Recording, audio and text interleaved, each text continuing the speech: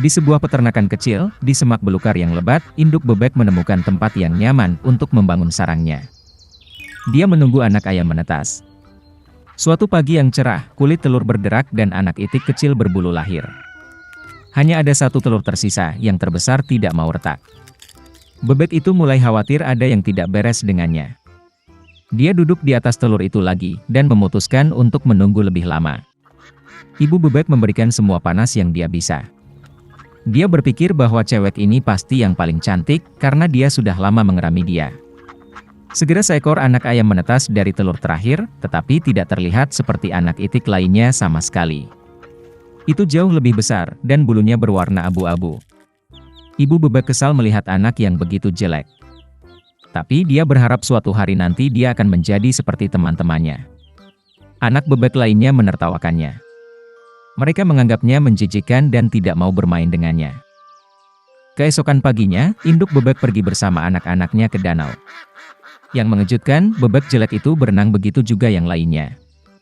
Bebek itu kemudian membawa anak-anaknya ke peternakan unggas untuk diperkenalkan kepada masyarakat. Dia memberitahu bebek tentang aturan perilaku dengan penduduk setempat. Bebek itu mempersembahkan induknya kepada Drake gemuk paling mulia, tetapi dia menyerang itik jelek, dan dia terpaksa melindungi anaknya yang gagal.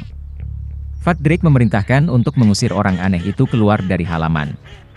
Ibu meyakinkan bahwa dia akan tumbuh dan menjadi seperti anak itik lainnya. Tidak dapat menahan bullying dan penghinaan, itik jelek meninggalkan kandang unggas. Untuk mencari tempat yang lebih aman, dia menemukan sebuah danau yang indah, di mana tidak ada seorang pun. Dan anak itik itu memutuskan untuk tinggal di sini untuk hidup. Waktu telah berlalu. Meskipun kesepian, bebek jelek itu senang karena tidak ada yang menyinggung perasaannya. Dan kemudian suatu hari, seekor burung putih yang indah dengan leher panjang terbang ke danau. Bebek jelek tidak tahu jenis burung apa itu, tetapi dia melihatnya dengan kagum. Dia mencintainya dengan sepenuh hati. Betapa anak itik ingin menjadi seperti burung putih yang cantik ini. Musim dingin tiba dan salju mulai turun. Anak bebek jelek melihat salju putih untuk pertama kalinya. Dia senang dengan pemandangan ini. Tetapi karena musim dingin sangat bersalju, sangat sulit bagi itik untuk mencari makanan. Dia harus berjalan di sekitar lingkungan untuk mencari makanan. Dia kedinginan dan lelah. Jadi bebek jelek itu sampai ke rumah petani. Ketika petani itu melihat anak ayam yang kurus dan tidak bahagia, dia merasa kasihan padanya. Petani memutuskan bahwa dia akan memelihara bebek bersamanya sampai dia gemuk dan dewasa. Musim semi telah tiba. Pemiliknya merawat anak ayam itu dengan baik, dan dia tumbuh besar. Anak itik itu sudah membutuhkan banyak tempat, dan petani itu memutuskan untuk melepaskannya ke danau. Berdiri di tepi danau, anak itik jelek itu memandang bayangannya di dalam air. Dan dia tidak bisa mempercayai matanya, dia tidak bisa mengenali dirinya sendiri, dan berpikir bahwa ada orang lain di belakangnya. Dan kemudian anak itik itu menyadari bahwa burung yang mengagumkan dalam pantulan itu adalah dirinya sendiri. Untuk merayakannya, dia meronta-ronta dan berenang ke seluruh danau dari ujung ke ujung. Dan tiba-tiba dia melihat burung putih cantik yang sama dengan leher panjang yang pernah dia lihat sebelumnya. Bebek jelek itu memutuskan untuk berenang lebih dekat dengannya. Tetapi burung yang cantik itu tidak ketakutan, tetapi sebaliknya dia tersenyum dan mengedipkan mata, dan bersama-sama mereka berenang menyeberangi danau. Bebek jelek tidak bisa mempercayai kebahagiaannya. Saat lewat, seekor drake gemuk di tepi danau berkata bahwa dia belum pernah melihat angsa muda yang begitu cantik seumur hidupnya. Betapa terkejutnya dia saat mengetahui bahwa itik jelek yang pernah dia usir dari kandang unggas adalah seekor angsa yang cantik. Ternyata anak itik yang jelek itu adalah angsa sejak awal. Sebutir telur secara tidak sengaja jatuh ke sarang bebek.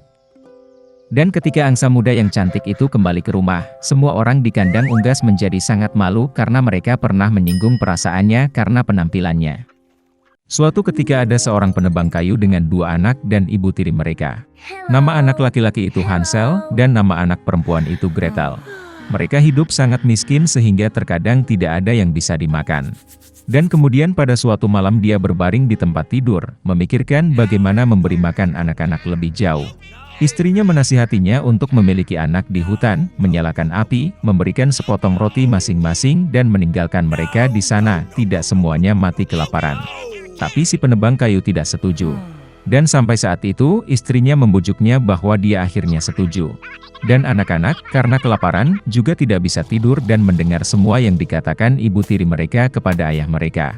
Dan saat orang tuanya tertidur, Hansel diam-diam bergegas keluar rumah. Bulan bersinar terang, dan batu putih berkilauan seperti koin. Hansel mengantongi sebanyak mungkin yang dia bisa. Kemudian dia kembali ke rumah dan anak-anak pergi tidur. Di pagi hari, ibu tiri mendatangi anak-anak itu, memberi mereka masing-masing sepotong roti, dan mereka semua pergi ke hutan bersama. Dalam perjalanan, Hansel melempar batu putih satu persatu. Ketika mereka sampai di tempat terbuka, ayah saya mulai menyalakan api. Dia memerintahkan anak-anak untuk duduk di dekat api dan memastikan bahwa api tidak padam, sementara mereka dan ibu tiri mereka akan mencari lebih banyak kayu bakar. Mereka duduk, lelah, dan tertidur. Ketika anak-anak bangun, itu adalah malam yang gelap di sekelilingnya. Dan ketika sebulan penuh telah terbit di langit, Hansel memegang tangan adiknya dan pergi, mencari jalan melalui kerikil, yang berkilauan seperti koin baru, dan menunjukkan jalannya. Mereka berjalan sepanjang malam, dan saat fajar mereka datang ke rumah ayah mereka. Beberapa waktu berlalu, dan anak-anak kembali mendengar bagaimana ibu tiri suatu malam mulai memohon kepada ayah mereka untuk menyingkirkan anak-anak. Dia menolak, tetapi istrinya tidak mau mendengarkannya. Dia mengutuk dan mengungkapkan segala macam celaan kepadanya. Ketika orang tuanya tertidur, Hansel, seperti yang terakhir kali, ingin mengumpulkan batu, tetapi ibu tirinya mengunci pintu, dan anak itu tidak dapat meninggalkan rumah. Pagi-pagi sekali, anak-anak diberi sepotong roti masing-masing, bahkan lebih sedikit dari waktu sebelumnya.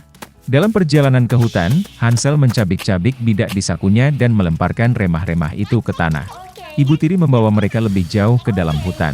Sekali lagi api besar dinyalakan, dan sang ayah memerintahkan anak-anak untuk mengawasi api sementara mereka dan ibu tiri mereka membelah kayu lagi. Saat jam makan siang tiba, Gretel membagikan sepotong rotinya dengan Hansel. Dan mereka tertidur. Kami terbangun saat malam yang gelap tiba. Dan kemudian 1 bulan tiba, dan mereka berkumpul dalam perjalanan, tetapi mereka tidak dapat menemukan satu pun remah-remah, karena ribuan burung beterbangan di hutan telah lama memakan remah-remah itu. Jadi anak-anak berjalan sangat lama, tetapi mereka tidak bisa keluar dari hutan. Tiba-tiba, jalan membawa mereka ke gubuk. Saat mendekat, anak-anak melihat bahwa rumah itu semuanya terbuat dari roti dan biskuit, dan jendelanya terbuat dari gula murni. Hansel mengulurkan tangan dan mematahkan bagian atap, sementara Gretel pergi ke jendela dan mulai menggerogoti jendela. Dan kemudian pintu di gubuk terbuka lebar, dan wanita tua itu keluar, bersandar pada kruk. Hansel dan Gretel sangat ketakutan sampai-sampai mereka melepaskan informasi dari tangan mereka. Dan wanita tua itu baik hati dan mengundang mereka ke gubuknya. Sudah ada banyak makanan di atas meja, susu, kue, apel, dan kacang-kacangan. Setelah makan malam, wanita tua itu membuatkan 2 tempat tidur bersih untuk anak-anaknya, dan Hansel serta adiknya mengira mereka ada di surga. Tetapi wanita tua itu hanya berpura-pura menjadi penyayang, tetapi sebenarnya dia adalah seorang penyihir jahat, yang membangun pondok rotinya untuk tujuan ini untuk memikat anak-anak. Pagi-pagi sekali, saat anak-anak sedang tidur, dia mengambil Hansel dan memasukkannya ke dalam sangkar kecil. Dan dia memerintahkan saudara perempuannya untuk melakukan semua yang diminta penyihir jahat itu. Wanita tua itu memutuskan untuk menggemukkan bocah itu untuk dimakan nanti. Jadi Gretel mulai memasak makanan paling enak untuk Hansel, dan dia sendiri hanya punya sisa makanan. Beberapa waktu berlalu, dan bocah itu tidak menjadi gemuk. Kemudian wanita tua itu tidak mau menunggu lebih lama lagi, dan memutuskan untuk memasak dan memakan Hansel. Dia memerintahkan Gretel untuk menyalakan kompor dan mengoleskan air.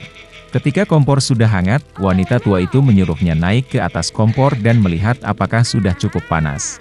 Jadi dia ingin mendorong gadis itu ke dalam api dan memanggangnya. Tapi Gretel tahu apa yang ada di pikirannya. Dia berkata bahwa dia tidak tahu bagaimana masuk ke sana, dan meminta penyihir itu untuk menunjukkan dirinya. Wanita tua itu marah dan naik ke dalam oven. Kemudian Gretel mendorongnya dan membanting penutup di belakang penyihir itu. Wow, betapa mengerikan wanita tua itu melolong. Gretel sementara itu bergegas ke Hansel dan membuka kandangnya. Setelah membebaskan saudara mereka pergi ke kamar penyihir, di mana ada kotak-kotak mutiara dan batu berharga di semua sudut, mengisi kantong mereka dengan mereka dan pulang. Selama beberapa hari anak-anak mencari jalan pulang. Hutan tampak semakin akrab, dan akhirnya mereka melihat rumah ayah mereka di kejauhan. Betapa senangnya dia melihat anak-anaknya hidup. Hansel dan Gretel menuangkan semua mutiara dan permata yang mereka ambil dari penyihir itu ke lantai. Tidak perlu memikirkan tentang makanan. Dan mereka mulai hidup, dan bersukacita. Dan sang ayah mengusir ibu tiri yang jahat itu keluar rumah.